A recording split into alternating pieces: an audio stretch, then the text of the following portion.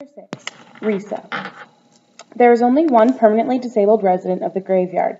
Since the disabled are a protected class, they're never at risk for being unwound, so they never turn up at the graveyard with all the other kids who ran away from their unwound order. It's a testimony to the Swiss cheese nature of public compassion. Lucky for those to whom grace is extended, but unlucky for those who wind up in the holes. Risa is disabled by choice. That is to say, she refused surgery that would repair her severed spine, because it involved giving her the spine of an unwound kid. It used to be that spinal damage was irreversible, and if that was the card you were dealt, you spent the rest of your days with it. She wonders if it's harder to live like that, or to live knowing you can be fixed, but choose not to. Now she lives in an old McDonnell Douglas MD-11, for which they built a wooden switchback ramp to the main hatch.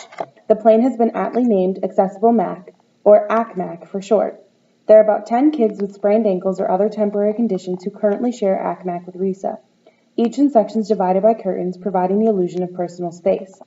Risa has the old first-class cabin of the jet, which is forward of the hatch. It gives her a larger living area, but she can't stand the fact that it singles her out. The whole lousy jet singles her out, and although her shattered spine is a well-earned war wound, it doesn't change the fact that she is constantly condemned to receive special treatment. The only other plane with a ramp is the infirmary jet where she works. It leaves Risa with a very limited choice of interior spaces, so she spends her free time outside when she can stand the heat. Every day at 5 o'clock, Risa waits for Connor beneath the stealth bomber they've nicknamed Hush Puppy. Every day, Connor is late.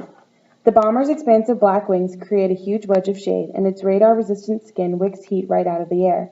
It's one of the coolest spots in the graveyard in more ways than one. She finally sees him approaching, a figure in blue camo that sets him apart from anyone else in the graveyard. "I thought you weren't coming," Risa says as he reaches the shade of Hush Puppy. "I was supervising an engine dismantling." "Yeah," says Risa with a grin. "That's what they all say." Connor brings his tension with him to these daily encounters with her. He says being with her is the only time he gets to feel normal, but he never truly relaxes. In fact, since she first met him, she's never known him to relax. It doesn't help to know that their legends are out there, living lives of their own. Stories of Connor and Risa have already grown deep roots in modern folklore. Few things are more compelling than an outlaw romance. They are Bonnie and Clyde for a new era, the subjects of bumper stickers and t-shirts. Hard to imagine that so much notoriety came from merely surviving the blast at Happy Jack Harvest Camp, merely because Connor was lucky enough to be the first unwind ever to walk out of a chop shop in one piece. Of course, as far as the rest of the world knows, Connor died there, and Risa is missing, either dead herself or in hiding deep within some AWOL-friendly nation, if there even is such a thing anymore. She wonders how her legend would hold up if people knew she was right here in the Arizona desert, sunburned and dirty.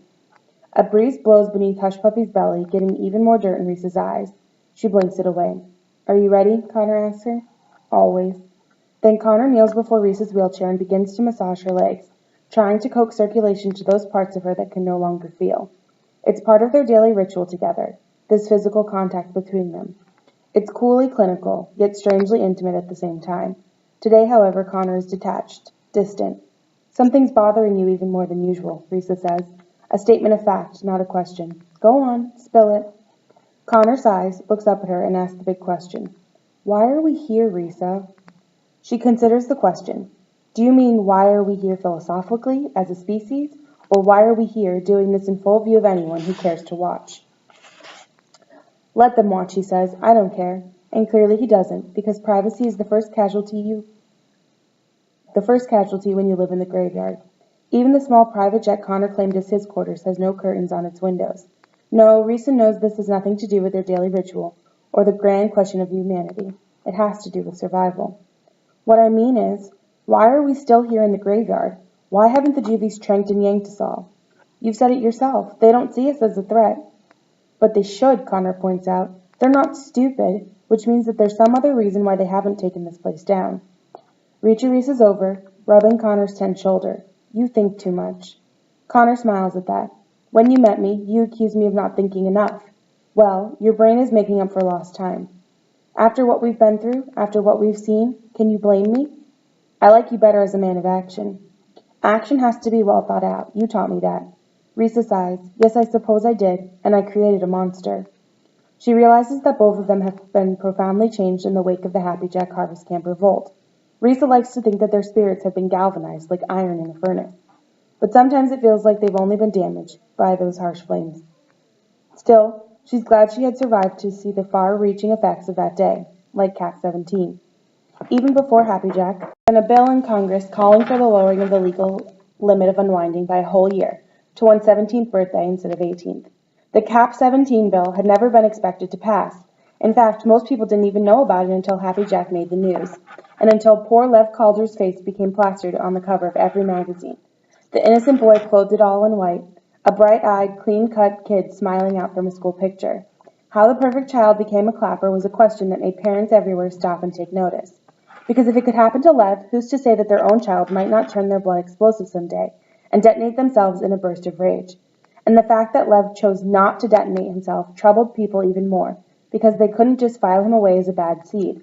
They had to accept that he had a soul, a conscience, which meant that maybe society had a hand in making him a clapper. And then suddenly, as if to assuage everyone's feelings of cultural guilt, the Cap 17 bill became law. No one could be unwound after their 17th birthday. "You're thinking about Lev again, aren't you?" Connor asked. "How do you know?" "Because whenever you do, time stops and your eyes go to the dark side of the moon." She reaches down to touch his hands, which have stopped massaging, and gets back to coaxing her troubled circulation. "It's because of him that the Cap 17 law passed, you know," Risa says. "I wonder how he feels about that." "I'll bet it gives him nightmares." Or, Risa suggests, maybe he sees the bright side of it. "Do you?" Connor asks. Risa sighs. "Sometimes." Cap 17 should have been a good thing, but in time it became clear that it was not. Sure, it was a victorious morning that next day, when the news showed thousands of 17-year-olds being released from harvest camps. It was a triumph of human compassion and a great victory for those against unwinding. But that same feeling of victory allowed people to turn a blind eye again to the whole problem. Unwinding was still there, but people could now look the other way, believing their consciences were clean. And then came the media blitz, a flood of advertisements designed to remind people how much better things were since the Unwind Accord. "Unwinding, the natural solution," the ad said. Or "Troubled teen? Love them enough to let them go." And of course, Risa's favorite, "Experience a world outside of yourself. Embrace the divided state." The sad truth about humanity, Risa was quick to realize, is that people believe what they're told. Maybe not the first time, but by the 100th time, the craziest of ideas just becomes a given. Which brings her back to Connor's question. With a major shortage of unwinds in the system after Cap 17, and a public accustomed to getting all the parts they want whenever they want them, why hasn't the graveyard been raided? Why are they still here? "We're here," Risa tells him, "because we are, and we should just be thankful for that while it lasts." Then she gently touches his shoulder, signaling it's time to end the massage. "I'd better get back to the infirmary jet. I'm sure there are plenty of scrapes, black eyes, and fevers to take care of. Thank you, Connor." As many times as he does this for her, she's always embarrassed that she needs it. He rolls down the loose-fitting legs of her khaki pants and puts her feet back on the wheelchair's footrest. "Never thank a guy for putting his hands all over you." "Not all over," Risa says coyly. Connor shows a sly little grin, letting it carry the weight of anything he might have said to that. "I think I'd like our times together even more," she tells him, "if you were actually here." Connor reaches up to touch her face, but he stops himself, switches hands, and touches her with the left instead of the right, the one he was born with. "I'm sorry, it's just your brain making up for lost time, I know, but I do look forward to a day we can be together and not be filled with all these dark thoughts. Then we'll know we've won." Then she pushes off toward the infirmary jet, maneuvering over the rugged ground on her own, as always, refusing to be pushed by anyone, ever.